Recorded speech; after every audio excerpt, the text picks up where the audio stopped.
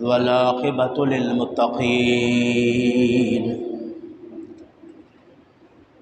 والصلاة والسلام على من كان نبيا وآدم بين الماء والطين رحمة للعالمين خاتم الأنبياء والمرسلين عليه وعلى آله وصحابه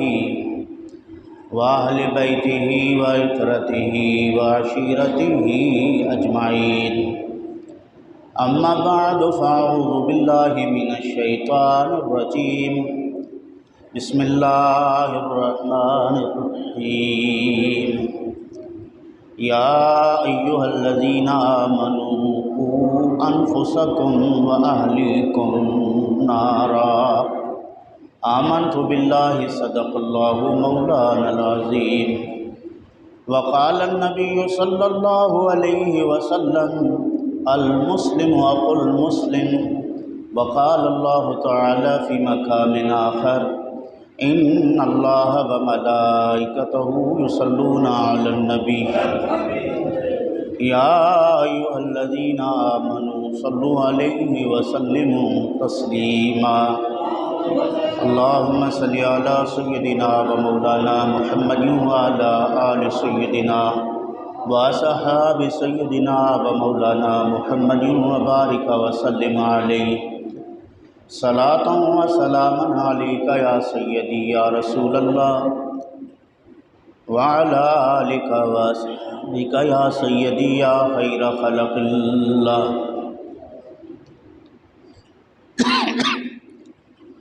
تو نہ سنی ساڈی خدا تیرے سوا بیا کون ہے تو نہ سنی ساڈی خدا تیرے سوا بیا کون ہے لا ریب تو ساڈا خدا تیرے سوا بیا کون ہے برو بحر 14 طبق جنو بشر سارے ملک خالق تو ہی جملہ خلق تیرے سوا بیا کون ہے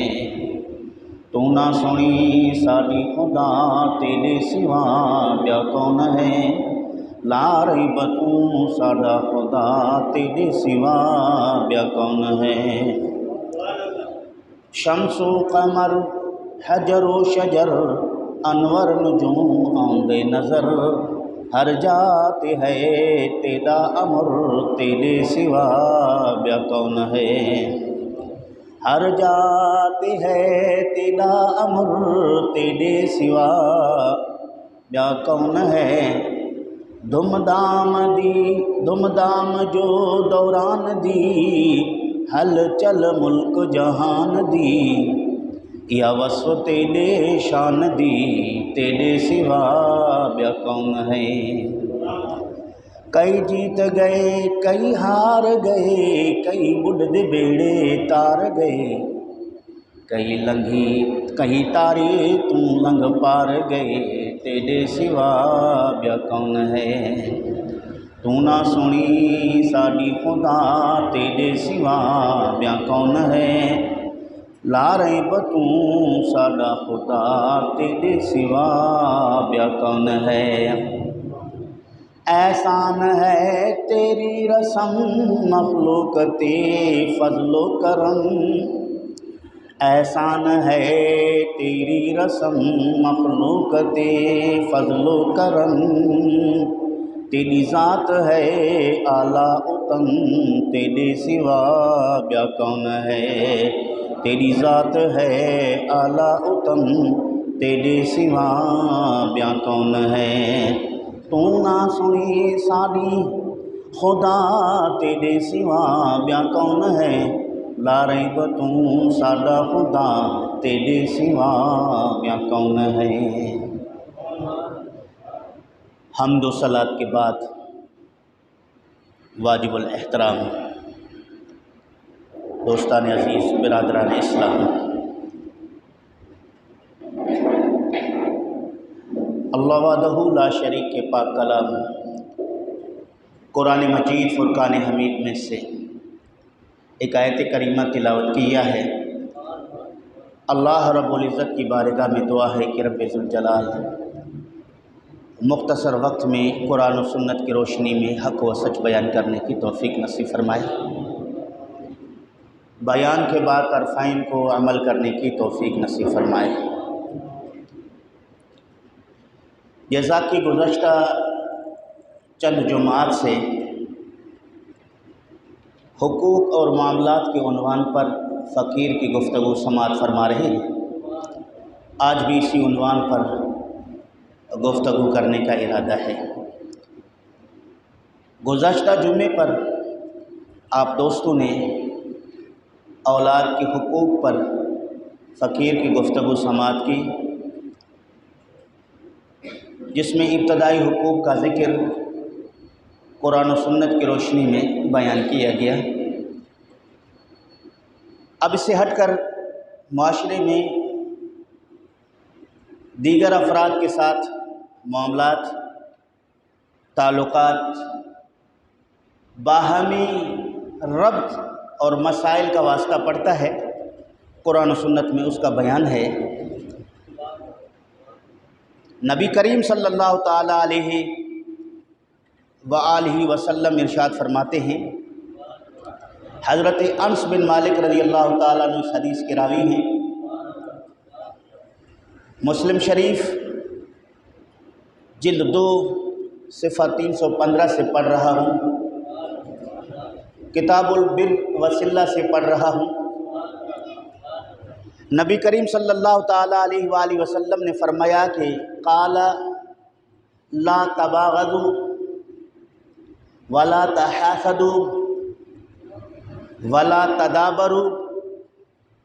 وکونوا عباد اللہ اخوانا۔ نبی پاک صلی اللہ علیہ وسلم اپنی امت کے ساتھ خطاب فرما رہے ہیں۔ اس وقت حضور اکرم صلی اللہ علیہ وسلم کے صحابہ براہ راست رسول کریم صلی اللہ علیہ وسلم سے سن رہے تھے، صحابہ کرام کی روایت سے، تابعین تبع تابعین کی روایت سے، محدثین کی روایت سے آج ہم تک یہ رسول کریم صلی اللہ تعالیٰ علیہ وآلہ وسلم کی حدیث پہنچی ہے۔ آپ صلی اللہ علیہ وسلم نے فرمایا وَلَا تَبَاغَضُوا، ایک دوسرے کے ساتھ بغض نہ رکھو۔ کیا نہ رکھو؟ بغض نہ رکھو۔ بغض کا تعلق دل سے ہے، دل کے اندر کسی کے متعلق کینہ، کسی کے متعلق برائی کا ارادہ پیدا ہونا، کسی کے متعلق نفرت کا جو ہے آگ اور چنگاری اٹھ جانا دل کے اندر، ان تمام کا تعلق بغض سے ہے۔ نبی کریم صلی اللہ تعالیٰ علیہ وآلہ وسلم حکیم حاذق ہیں، بغض رکھنے والا قلبی مریض ہے، رسول کریم صلی اللہ علیہ وسلم اس کا علاج فرما رہے ہیں، چونکہ علاج کے لیے پرہیز پہلے، دوائی بعد میں، پرہیز پہلے، علاج بعد میں، چونکہ سب سے پہلے آپ پرہیز کریں گے، پھر جو دوائی حکیم کی طرف سے آپ کو دیا جائے گا اس دوائی کا فائدہ ہوگا، اس سے آپ کا مرض جاتا رہے گا۔ اگر آپ نے پرہیز کے راستے کو اختیار نہیں کیا، مضر صحت چیزوں کو استعمال کرتے رہے، صرف گولی پھکی اور دوائی کو غیر نافع قرار دے کر حکیم کے متعلق بدظنی کا خیال رکھنے لگے، تو وہ عقل مندی نہیں ہے۔ نبی کریم صلی اللہ تعالیٰ علیہ وآلہ وسلم نے فرمایا وَلَا تَبَاغَضُوا، ایک دوسرے کے ساتھ بغض نہ رکھو۔ یہ بغض وہ پہلا جو ہے مسئلہ ہے جس سے انسانوں کے درمیان نفرت کی آگ بھڑک اٹھتی ہے، اور یہ بغض وہی بیماری ہے جس سے انسانوں کے درمیان دوریاں پیدا ہوتی ہیں۔ یہ بغض وہی مسئلہ ہے جو انسان کے درمیان لا تعلقی کے معاملات کو پیدا کر لیتا ہے۔ تو نبی کریم صلی اللہ علیہ وآلہ وسلم نے سب سے پہلے بغض سے منع کر دیا۔ اس کے بعد فرمایا وَلَا تَحَاسَدُوا، اور ایک دوسرے کے ساتھ حسد نہ رکھو۔ کیا نہ رکھو؟ حسد۔ حسد کا لغوی معنی ہے کہ کسی چیز، کسی نعمت کسی کے پاس دیکھ کر تکلیف میں مبتلا ہو کر اس کے برباد ہونے کی خواہش رکھنا۔ مثلاً کسی کے پاس آپ نے کچھ اللہ کی طرف سے دی ہوئی نعمتوں کو دیکھا، دیکھنے کے بعد آپ کو خوشی نہیں ہوئی بلکہ آپ کو تکلیف پہنچی کہ اس کے پاس ایسا گھر کیوں ہے، اس کے پاس ایسی گاڑی کیوں ہے، اس کے پاس ایسا عہدہ کیوں ہے، اس کے پاس اتنی زمینیں کیوں ہیں۔ اب اس کے متعلق پھر اللہ رب العالمین کی بارگاہ میں توجہ کر کے دل ہی دل میں یہ خیال کرنا کہ اس کی زمین اس سے چھن جائے، عہدہ چھن جائے، اس کی دولت ختم ہو جائے، یہ بھکاری بن جائے، یہ دل میں خیال پیدا ہونے کو حسد کہا جاتا ہے۔ کیا کہا جاتا ہے اس کو؟ نبی کریم صلی اللہ علیہ وآلہ وسلم نے فرمایا کہ وَلَا تَحَاسَدُوا، کسی کے پاس اللہ رب العالمین کی نعمتوں کو دیکھو تو حسد نہ کرو، بلکہ اللہ رب العالمین کی بارگاہ میں اللہ کا شکر ادا کرو کہ رب ذوالجلال نے اپنے بعض بندوں کو اپنی نعمتوں سے نوازا ہے، پھر رب ذوالجلال سے اس کی نعمتوں کے متعلق طلبگار بنو کہ رب ذوالجلال تو نے اپنے اس بندے کو یہ نعمتیں عطا کی ہیں، میں بھی آپ کا بندہ ہوں، اپنے پیارے حبیب کے صدقے مجھے عطا فرما دے۔ اس کو رشک کہتے ہیں، خواہش پیدا کرنا کہ اس کے پاس یہ نعمت ہے، یہ میرے پاس بھی ہونی چاہیے، یہ رشک ہے، اس کی مذمت نہیں ہے، لیکن میرے پاس ہو یا نہ ہو، اس کے پاس جو ہے وہ ختم ہو جائے، مٹ جائے، برباد ہو جائے، اس کو حسد کہتے ہیں۔ تو نبی کریم صلی اللہ علیہ وسلم نے فرمایا وَلَا تَحَاسَدُوا، حسد نہ کرو، وَلَا تَدَابَرُوا، ایک دوسرے کے ساتھ دشمنی نہ رکھو، نفرت نہ کرو۔ دشمنی کے لیے سب سے پہلے بغض، اس کے بعد حسد، اس کے بعد پھر عداوت جنم لیتا ہے۔ مصطفیٰ کریم صلی اللہ علیہ وسلم نے ترتیب کے ساتھ معاشرے کی اصلاح چاہتے ہوئے فرماتے ہیں تم ایک دوسرے کے ساتھ بغض نہ رکھو، تم ایک دوسرے کے ساتھ حسد نہ کرو، تم ایک دوسرے کے ساتھ دشمنی نہ رکھو۔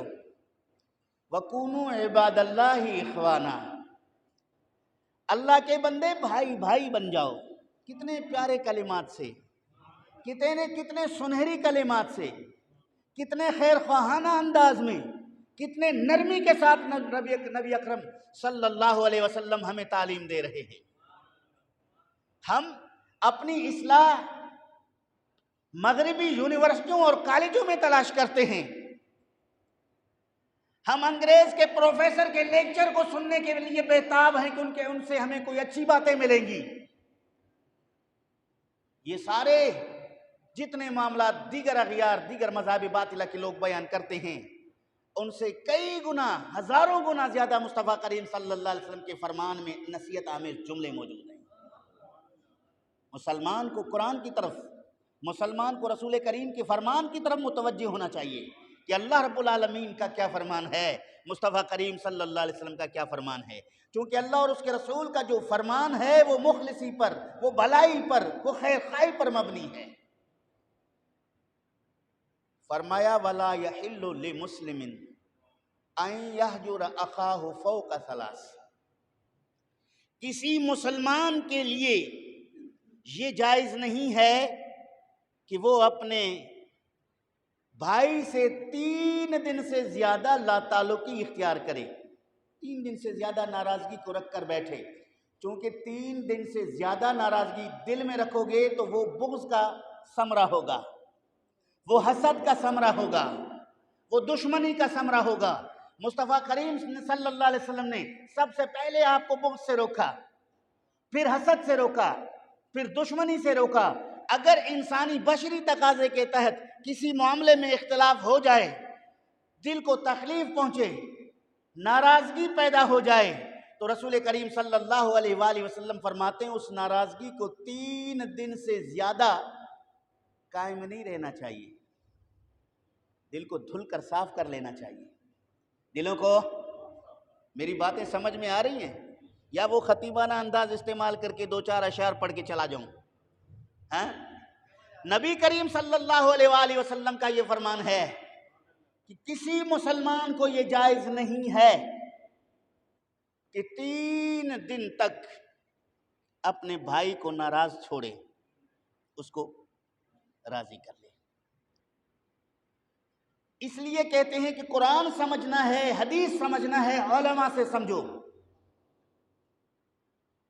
اب یہاں مطلق کہا گیا کہ اپنے بھائی سے 3 دن سے زیادہ ناراض رہنا ٹھیک نہیں، جائز نہیں ہے، لیکن کہیں کچھ ایسے معاملات ہوتے ہیں جہاں جواز کا ثبوت بھی ملتا ہے، جواز کا ثبوت ملتا ہے، قرآن میں بھی حدیث میں بھی۔ بعض لوگ صرف اس جملے کو دیکھ کر تانا زنی کرتے ہیں کہ آپ حاجی صاحب ہیں، 3 دن ہو گئے بھائی سے ناراض ہیں، آپ قاری ہیں، آپ عالم ہیں، ان کے پیچھے جو وجوہات دوسرے حدیث میں بیان ہے اس کو نظر میں کیوں نہیں رکھتے؟ نبی کریم صلی اللہ تعالی علیہ وسلم کی سیرت طیبہ کا مطالعہ کیوں نہیں کرتے کہ نبی کریم صلی اللہ علیہ وسلم کا لقد کان لکم فی رسول اللہ اسوۃ حسنہ، نبی پاک کی زندگی تمہارے لیے بہترین نمونہ ہے، قرآن نے کہہ دیا۔ مصطفیٰ کریم صلی اللہ علیہ وسلم کی زندگی مبارکہ کا مطالعہ کیا جائے کہ آپ صلی اللہ تعالی علیہ وآلہ وسلم لوگوں سے لا تعلقی 3 دن سے زیادہ کیے کہ نہیں؟ حضور کے صحابہ نے کسی سے 3 دن سے زیادہ لا تعلقی اختیار کیے ہیں کہ نہیں؟ چونکہ ہم نبی کریم صلی اللہ علیہ وسلم کے متبع ہیں، ہم حضور کے پیچھے چلنے والے ہیں۔ اللہ اکبر کبیرہ، خیر اس پر میں گفتگو کروں گا، آپ کو دلائل بھی بتا دوں گا۔ نبی کریم صلی اللہ تعالی علیہ وآلہ وسلم نے فرمایا کہ 3 دن سے زیادہ اپنے مسلمان بھائی کو نہ چھوڑو، کوئی بات نہیں ہے، کوئی وجہ نہیں ہے، محض دنیاوی ایک چھوٹے سے مسئلے پر ناراضگی اختیار کر لیا اور پھر لا تعلقی۔ ہمارے ہاں جہالت کی بات یہ ہے، مثلاً کسی کے ساتھ ناراضگی ہو گئی، کسی کی، اس نے اپنی پوری برادری پر پابندی لگا دی، فلاں کے جنازے میں نہیں جانا، اگر موت میت ہو گیا تو وہاں تمہیں نہیں جانا، اگر تم وہاں گئے تو مجھ سے تمہارا کوئی واسطہ نہیں ہے نا؟ فلاں کے بیٹے کی شادی ہے، میں چونکہ اس سے ناراض ہوں، تم نے نہیں جانا اگر تم میرے ساتھ اچھے تعلقات کو برقرار رکھنا چاہتے ہو، یہ جہالت ہے۔ مصطفیٰ کریم صلی اللہ تعالی علیہ وآلہ وسلم نے ناراض ہونے والے شخص کو یہ پابند کر رہے ہیں کہ اپنے بھائی کو 3 دن سے زیادہ لا تعلق کر کے چھوڑنا نہیں دینا چاہیے۔ اب یہاں 3 دن، اس کا مطلب دوسرا رخ اگر ہم لے کے 3 دن ناراض ہونا جائز ہو گیا، اگر کسی سے کوئی انبن ہو گئی تو 3 دن ناراض ہونے کی رخصت اجازت مل گئی کہ 3 دن سے زیادہ ناراض ہو جاؤ گے یہ ناجائز ہوگا، جب یہ ناجائز ہوگا تو پھر تم گناہ گار ہو جاؤ گے۔ پہلے دن ناراض ہونے پر کوئی گناہ نہیں ہے، دوسرے دن ناراض ہونے پر کوئی گناہ نہیں ہے، تیسرے دن ناراض ہونے پر کوئی گناہ نہیں ہے، اگر چوتھے دن ناراض رہو گے تو اب کیا ہوگا؟ اب گناہ ہوگا۔ اب 3 دن رسول کریم صلی اللہ علیہ وسلم نے ناراض ہونے کی رخصت کیوں دی؟ علماء کہتے ہیں کہ غصہ چونکہ دل کا معاملہ ہے، کبھی انسان کے کنٹرول اور قابو میں نہیں ہوتا، طبیعت میں بے چینی پیدا ہو جاتی ہے، اتنا غیظ و غضب پیدا ہو جاتا ہے کہ وہ کچھ کرنے کے لیے تیار ہو جائے، تو اتنے ناقابل برداشت باتوں کو مد نظر رکھتے ہوئے مصطفیٰ کریم نے کہا چلو 3 دن چھوڑ دو اسے، 3 دن تک یہ سوچتا رہے، ٹھنڈا ہو جائے، اس کا دماغ ٹھنڈا ہو جائے، اس کا معاملہ ٹھنڈا ہو جائے۔ چوتھے دن کے بعد بھی اگر اس نے کیا تو سمجھو یہ بغض ہوگا، پھر یہ حسد ہوگا، پھر یہ دشمنی ہوگی، اس لیے فرمایا لا تباغضوا ولا تحاسدوا ولا تدابروا، نہ کسی کے ساتھ بغض رکھو، نہ کسی کے ساتھ حسد رکھو، نہ کسی کے ساتھ دشمنی کرو۔ یعنی چوتھے دن ناراضگی کرو گے تو اس ناراضگی کا تعلق بغض سے ہوگا، اس ناراضگی کا تعلق حسد سے ہوگا، اس ناراضگی کا تعلق دشمنی سے ہوگا، اس لیے مصطفیٰ کریم نے تمہیں 3 چیزوں سے روکا ہے، تو چوتھے دن آپ صلح کر کے آ جاؤ تاکہ تم بغض رکھنے والے بھی نہیں، تم حسد کرنے والے بھی نہیں، تم دشمنی رکھنے والے بھی نہیں، تم خیر خواہی کرنے والے، تم اللہ رسول کے فرمان پر عمل کرنے والے ایک موحد مسلمان۔ ایک بات یہ سمجھو گے، بعض معاملات پہ لا تعلقی ترک تعلق کی اجازت ہے، ترک تعلق کی بعض معاملات پہ اجازت ہے۔ مثلا ایک ایسا آدمی جو کسی کی بات ماننے کے لیے تیار نہیں ہے، ہر طرح کے فسق اور فجور کا بازار گرم کیا ہوا ہے، محلے کے لوگوں نے، برادری کے لوگوں نے، رشتہ داروں نے اسے سمجھا دیا کہ یہ جو تو کام کر رہا ہے اس سے اللہ ناراض ہے، اس سے اللہ کا رسول ناراض ہے، اس سے ہمارے قوم قبیلے معاشرے پر برا اثر پڑتا ہے، اس کو چھوڑ دو، لیکن وہ کسی صورت چھوڑنے کے لیے تیار نہیں ہے، اب اس کے ساتھ ترک تعلق کرنا جائز ہے، بلکہ مصطفیٰ کریم کا حکم ہے، تاکہ اس سے ترک تعلق کرو، تاکہ اس کو تنبیہ ہو جائے کہ مجھے کوئی شادی میں نہیں بلا رہا، مجھے کوئی موت میت میں جاتا ہوں کوئی رسپانس نہیں دے رہا، میرے معاملات میں کوئی شریک نہیں ہو رہا، تاکہ وہ انسان ہے تھوڑی دیر کے لیے سوچ کے رجوع کر لے، اللہ اور اس کے رسول کی طرف رجوع کر لے۔ ایسا ظالم شخص جو سریعام شراب نوشی میں مبتلا ہے، سریعام بدکاری میں مبتلا ہے، سریعام ظلم، زیادتی، قتل، ڈکیتی، چوری کے بازار کو گرم کیا ہوا ہے، وہ کسی کی بات نہیں مان رہا، تو ایسے شخص کے ساتھ لا تعلقی رکھنا جائز، ترک تعلق کرنا جائز۔ ہر جگہ یہ حدیث فٹ نہیں ہوگا، ہاں ذاتی معاملات میں تھوڑی سی رنجش پر آپ نے مسلمان کو چھوڑ دیا ہے، اس چھوڑنے کی وجہ سے آپ گناہگار ہو جائیں گے۔ پھر نبی کریم صلی اللہ تعالیٰ علیہ وآلہ وسلم نے فرمایا کہ اے میرے امتیوں، میں تمہیں نصیحت کرتے ہوئے کہتا ہوں کہ وَلَا تَحَسَّسُوا، دشمنی نہ رکھو، وَلَا يَبِي بَعْضُكُمْ عَلَى بَيْعِ بَعْضٍ، ایک دوسرے کے کاروبار میں مداخلت نہ کرو۔ مثلا میرا بھائی کوئی چیز خرید رہا ہے، میرا بھائی گھر خرید رہا ہے، زمین خرید رہا ہے، گاڑی خرید رہا ہے، کوئی خریداری کر رہا ہے، دوسرے کو پتا چلا کہ یہ چیز فلاں آدمی سے یہ لے رہا ہے، اس نے جا کر کہا کہ اسے نہ دو، میں تمہیں 2 روپے زیادہ دوں گا، یہ چیز مجھے دے دو۔ اس وقت تک آپ اس کاروبار میں، اس خریداری میں، اس بیع میں آگے پیش قدمی نہ کرو جب تک وہ اس کو منع نہ کر دے، یعنی جو چیز بیچ رہا ہے وہ منع نہ کر دے کہ میں تجھے یہ چیز اتنے میں نہیں دے رہا۔ اس نے اس کو منع کر دیا، تو میں پتہ چلا کہ فلاں گاڑی بیچ رہا تھا، فلاں اس کے پاس لینے گیا، لیکن ان دونوں کے درمیان بات چیت ہو گئی، لیکن معاملات ٹھیک نہیں ہوئے، خریداری ان کی نہیں ہوئی ہے، اب میں جا کر اپنی بات کرتا ہوں کہ مجھے دے دو۔ اگر بات بن جاتی ہے تو یہ کاروبار جائز ہے، بات نہیں بنتی تو یہ جائز، چونکہ اس سے حسد اور بغض کی بیماریاں پیدا ہوتی ہے کہ چلتے ہوئے کاروبار کی راہ میں رکاوٹ بننا، کسی کی معیشت میں رکاوٹ بننا، یہ سارے عداوت اور دشمنی کے راستے ہیں۔ نبی کریم صلی اللہ علیہ وسلم محبت اور اخوت کے ساتھ معاشرے کو قائم رکھنا چاہتا ہے، عداوت اس میں پیدا ہونے نہیں دیتا۔ ایک مسئلہ۔ دوسرا مسئلہ یہ ہے کہ جو نیک لوگ ہیں وہ عفو درگزر کو اپناتے ہیں۔ عفو درگزر، معاف کرنے کو اللہ رب العالمین پسند فرما دیتا ہے، معاف کر دیا جائے تو اچھا ہے، اس معافی کے بدولت بہت کچھ فائدے ملتے ہیں۔ نبی کریم صلی اللہ تعالیٰ علیہ وآلہ وسلم نے خود حضور کی سیرت طیبہ، آپ صلی اللہ علیہ وآلہ وسلم کے ازواج مطہرات نے آپ صلی اللہ علیہ وسلم سے مطالبات بشری تقاضے کے تحت نان و نفقہ کی زیادتی کی کہ یہ ہمارا نان و نفقہ خرچہ ہے، اس میں اضافہ کر دیا جائے، اس کو بڑھا دیا جائے، انہوں نے اس پہ زور دیا۔ نبی کریم صلی اللہ تعالیٰ علیہ وآلہ وسلم نے 1 مہینے تک، بخاری کے اندر موجود ہے، 1 مہینے تک اپنے ازواج مطہرات سے ترک تعلق قائم رکھا، اور 1 مہینے کے بعد حضور کی ازواج مطہرات نادم ہو کر رسول کریم کی بارگاہ میں آ کر اپنے نان و نفقہ کے مطالبات سے دستبردار ہوئی۔ رسول کریم صلی اللہ علیہ وسلم نے ان سے تعلقات کو قائم رکھا۔ یہاں تو 1 مہینے کی بات ہے، تو معلوم ہوا کہ کسی جائز مسئلے پر اگر ایک فریق زیادتی کر رہا ہے، حد پار کر رہا ہے، اب جب تک وہ اپنے معاملے مقام پہ نہیں آتا، ترک تعلق کی گنجائش موجود ہے۔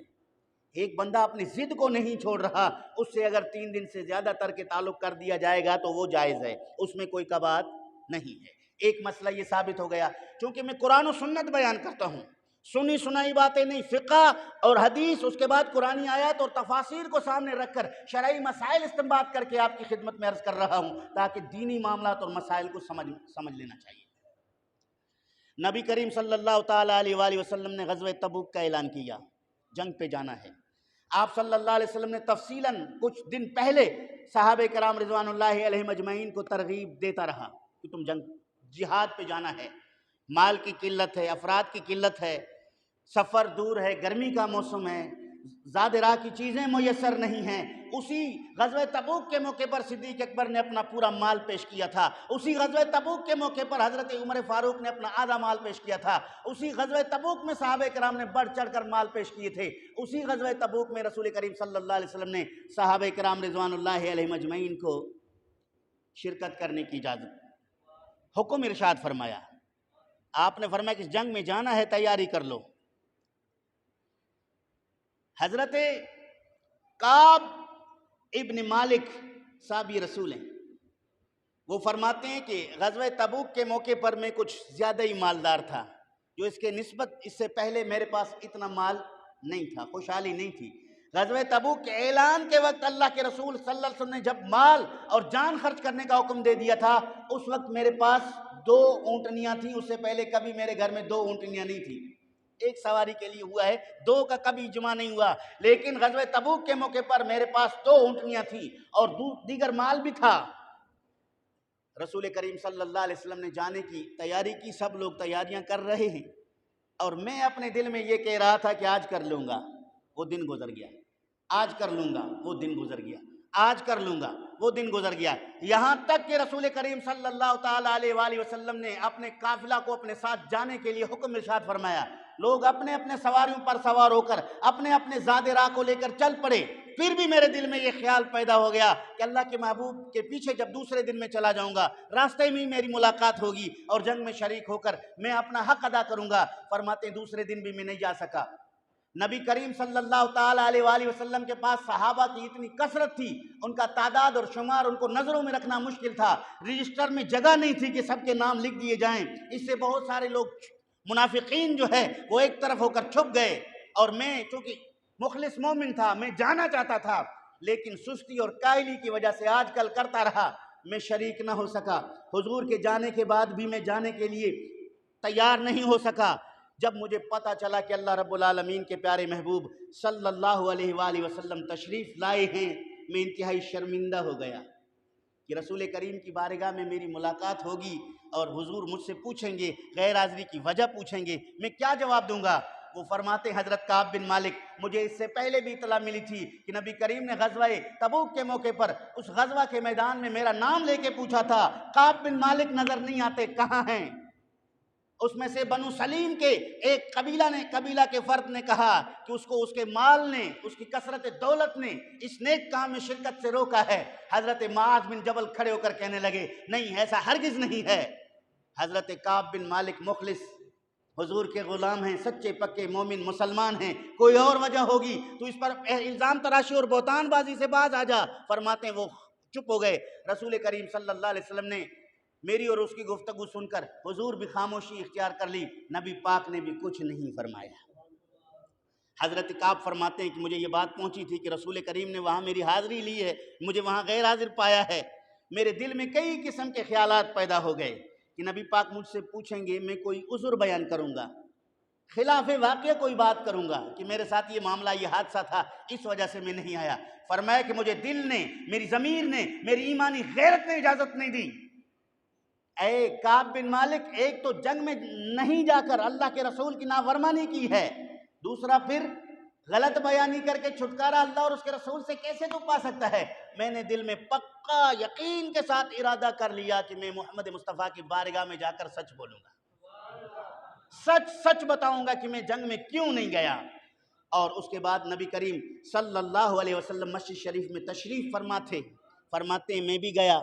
لوگ آ رہے تھے، کوئی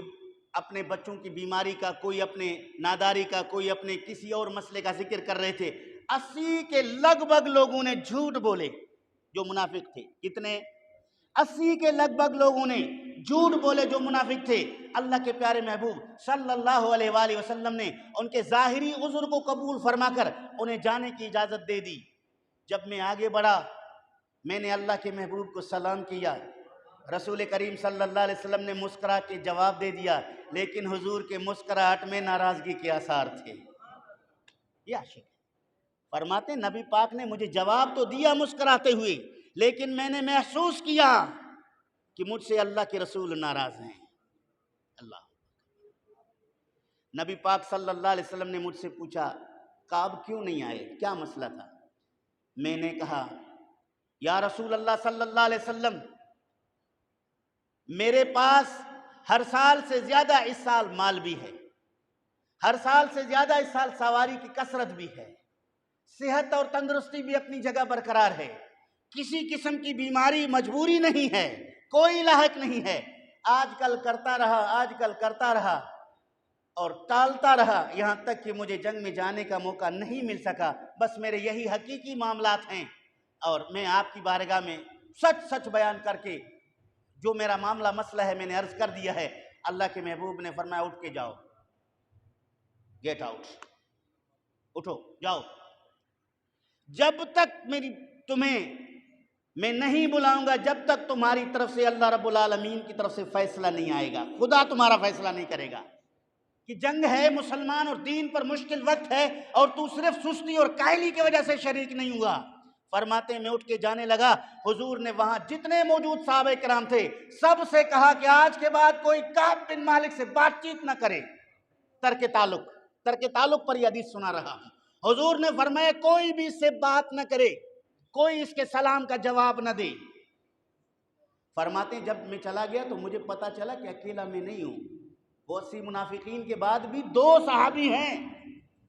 جو بدر میں شریک ہونے والے ہیں، بدری صحابی 2، وہ بھی نہیں گئے، اور انہوں نے بھی سچ سچ بیان کیا جس طرح میں نے بیان کیا تھا۔ جس طرح حضور نے مجھے باہر نکالا اسی طرح ان 2 کو بھی باہر نکالا، جس طرح حضور نے میرے لیے آرڈر جاری کر دیا تھا اس سے کوئی بات نہ کرے، اسی طرح ان 2 کے لیے بھی آرڈر جاری کر دیا تھا کہ ان سے کوئی بات نہ کرے۔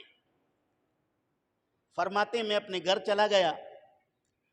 دوسرے میرے 2 ساتھی حضرت ہلال بن امیہ، مرارہ بن ربی، یہ دونوں اپنے گھر میں جا کے کونے میں بیٹھ کر زار و قطار رونے لگے۔ وہ گھروں سے باہر نہیں نکلے کہ شرمندگی کی وجہ سے نہیں باہر آئے، رسول کریم کے سامنا کرنے نہیں آئے۔ فرماتے میں واحد آدمی تھا، حضور مجھ سے ناراض تھے لیکن میں مسجد میں آ جاتا تھا اور نبی کریم صلی اللہ علیہ وسلم کے قریب کھڑے ہو کر نماز پڑھتا تھا اور رسول کریم صلی اللہ علیہ وسلم کو سلام کرتا تھا اور حضور کے ہونٹ مبارک پہ نظر رکھتا تھا کہ حضور آہستہ سے ممکن ہے کوئی جواب دے دے، لیکن نبی مجھے جواب نہیں دے رہے تھے، اور میں نبی پاک صلی اللہ علیہ وسلم کو چپکے سے دیکھتا تھا، حضور کے چہرے مبارک کی زیارت کرتا تھا، اور نبی پاک صلی اللہ علیہ وسلم اپنا رخ اطہر مجھ سے پھیر لیتے تھے، نبی پاک میری طرف متوجہ نہیں ہوتے تھے۔ جب میں اپنی نماز میں کھڑا ہوتا تھا اللہ کے محبوب مجھے دیکھتے تھے، جب میں دیکھتا تھا تو نبی پاک اعراض فرماتے تھے، جب میں نماز میں مشغول ہوتا تھا رسول کریم مجھے دیکھتے تھے، حضور کے اس دیکھنے سے بھی مجھے قلبی سکون ملتا تھا۔ فرماتے وقت گزرتا گیا، یہاں تک کہ 40 دن گزر گئے۔ ایک دن میں اپنے گھر میں بیٹھا ہوا تھا، اپنے چچا زاد بھائی کے باغ میں جا کر دیوار پہ چڑھ کر اسے سلام کیا، اس نے مجھے سلام کا جواب نہیں دیا، میں نے پھر سلام کیا، اس نے مجھے جواب نہیں دیا۔ پھر میں نے ان سے پوچھا کہ اللہ کی قسم میں مسلمان ہوں، منافق نہیں، اللہ کی قسم میں مومن ہوں، میرے ایمان میں کسی قسم کی تذبذب نہیں ہے، میں رسول کریم پر مر مٹنے کا جذبہ رکھتا ہوں۔ میرے چچا زاد بھائی نے مجھے صرف ایک جواب دے دیا، اللہ اور اس کا رسول بہتر جانتا ہے، میں نہیں جانتا تو مومن ہے یا نہیں ہے، تمہیں اللہ کے رسول نے تمہارے ساتھ بات چیت کو بند کر دیا ہے، آرڈر جاری کر دیا ہے، اس لیے میں آپ سے بات چیت نہیں کرتا۔ فرماتے ہیں طرفہ تماشا یہ کہ نبی کریم صلی اللہ علیہ وآلہ وسلم نے ایک بندے کو بھیجا، میں اپنے گھر میں تھا، رسول کریم صلی اللہ علیہ وسلم نے ایک آدمی کو بھیجا، اس آدمی نے آ کر کہا کہ اللہ کے محبوب صلی اللہ علیہ وسلم نے حکم ارشاد فرمایا ہے کہ اپنی بیویوں سے بھی الگ ہو جاؤ، رشتہ داروں سے بھی الگ کر دیا، دوست احباب سے بھی الگ کر دیا، اب بیویوں سے بھی الگ ہو جاؤ۔ حضرت کعب بن مالک فرماتے ہیں میں نے اس قاصد سے پوچھا کہ اللہ کے محبوب نے طلاق دینے کا حکم دے دیا ہے یا ویسے جدائی کا حکم دیا ہے؟ کتنا فرمانبرداری کا جذبہ ہے، اگر حضور نے بیویوں کو طلاق دینے کا حکم دے دیا ہے تو میں ابھی بھی اپنی بیوی کو طلاق دے کر حضور کی فرمانبرداری کرنے کے لیے تیار ہوں۔ اگر تفریق کا حکم دیا ہے، جدائی کا حکم دے دیا ہے، وہ سر آنکھوں پہ۔ قاصد نے کہا کہ حضور نے طلاق کا نہیں کہا، جدائی اختیار کرنے کا، الگ رہنے کا حکم ارشاد فرمایا ہے۔ حضرت کعب بن مالک فرماتے میں اپنے گھر گیا، اپنے بیوی کو بلا کر کہا اپنے سامان اپنے کپڑے لپیٹ کے اپنے ماں باپ کے گھر جاؤ، میکے جاؤ، اور اس وقت تک اپنے والدین کے گھر رہو جب تک اللہ کے رسول کی طرف سے کوئی حکم نہیں آئے گا۔ یہ فرمان برداری ہے صحابہ کرام کی، یہ اتباع ہے صحابہ کرام کی، یہ غلامی ہے حضور کے صحابہ کرام کی۔ آج وہ عیاش اور بدماش صحابہ کرام پر زبان درازی کر رہے ہیں اور گستاخیاں کر رہے ہیں، بیوی چھوڑنے کے لیے تیار ہے، رشتہ دار چھوڑنے کے لیے تیار ہے، حضور اقدس صلی اللہ علیہ وسلم کے ایک ایک حکم پر مر مٹنے کے لیے تیار ہے۔ حضرت کعب بن مالک فرماتے میں بازار بھی جاتا تھا، کہیں مجھ سے کوئی سلام کر لے، کہیں کوئی مجھ سے بات کرے، لیکن کوئی بھی مجھے سلام کا جواب نہیں دیتا تھا، کوئی بھی مجھ سے بات نہیں کرتا تھا۔ یہاں تک کہ عیسائیوں کا ایک قاصد تجارت کے ارادے سے غلہ لے کر مدینے آیا تھا، نصرانیوں کا، غسان سے، اور وہ وہاں میرا پوچھ رہا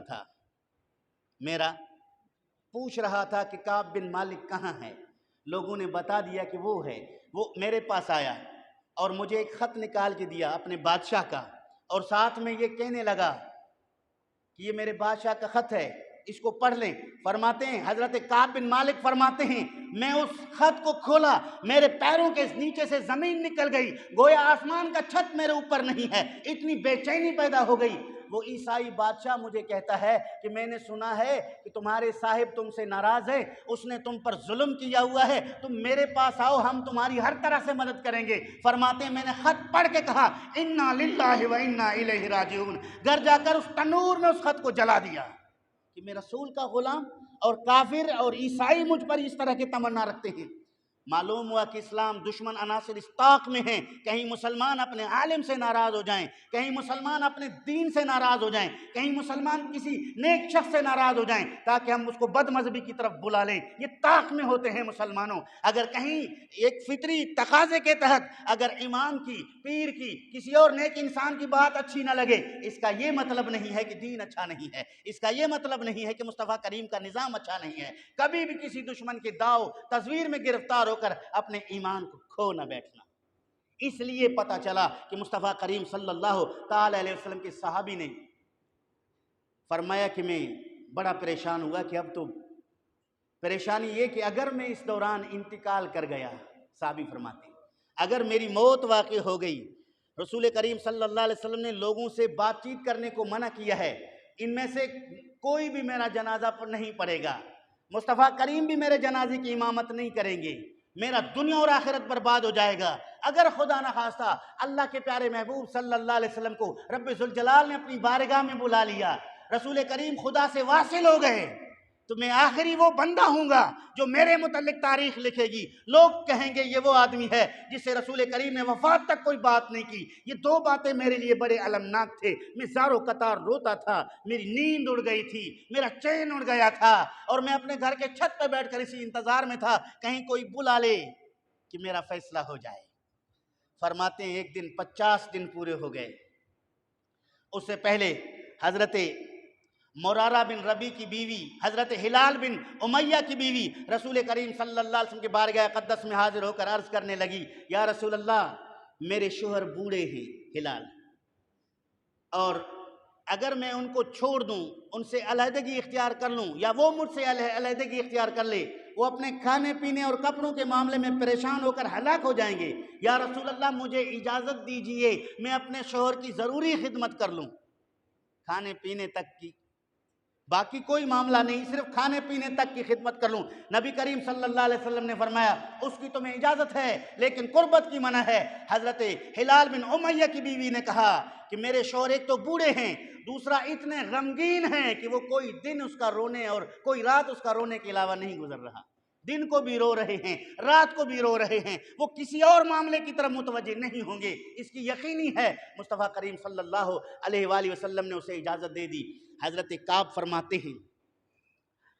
کہ 50 دن پورے ہو گئے، جبل صلا سے ایک شخص اونچی آواز میں بلا کر پکار کر کے رہا تھا اے کعب بن مالک مبارک ہو۔ فرماتے ہیں میں نے یہ بات سنی اور سجدے میں گر گیا، مبارک بات سنی، سجدے میں گر گیا۔ اس کے بعد میں نے کوئی بات نہیں سنی۔ جب اپنے گھر کے چھت سے نیچے اترا تو ایک شخص آیا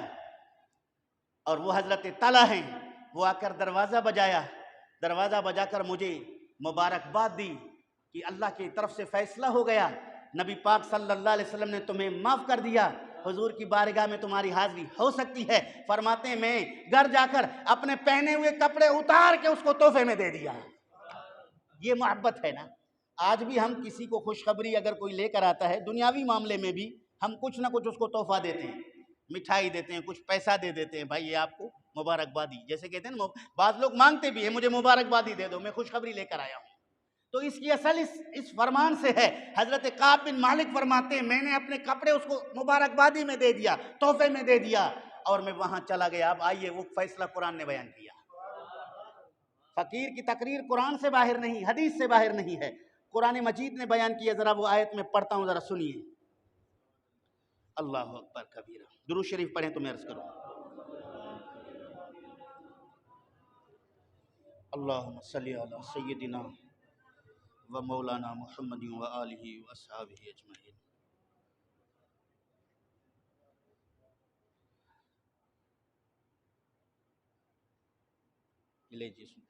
فرمایا وَعَلَى الثَّلَاثَةِ الَّذِينَ خُلِّقُوا حَتَّى إِذَا ضَاقَتْ عَلَيْهِمُ الْأَرْضُ بِمَا رَحُبَتْ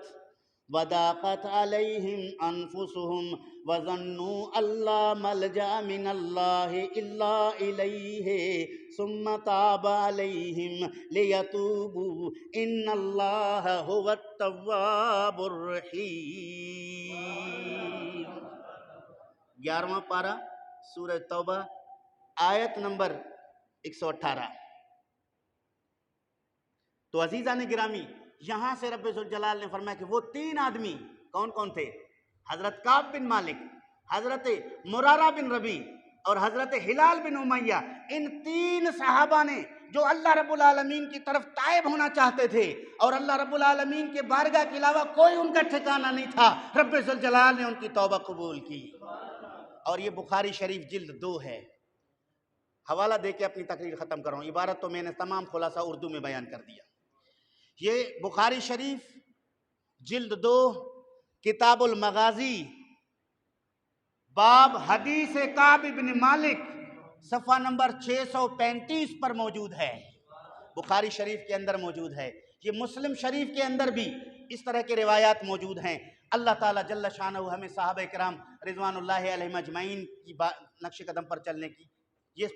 پوری بات میں نے اس لیے بیان کی کہ نبی کریم نے فرمایا کسی مسلمان کو جائز نہیں ہے کسی کے ساتھ 3 دن سے زیادہ ترک تعلق کو قائم رکھے۔ لیکن میں نے دوسری بات کی کہ کچھ ایسے معاملات ہیں جہاں ترک تعلق کا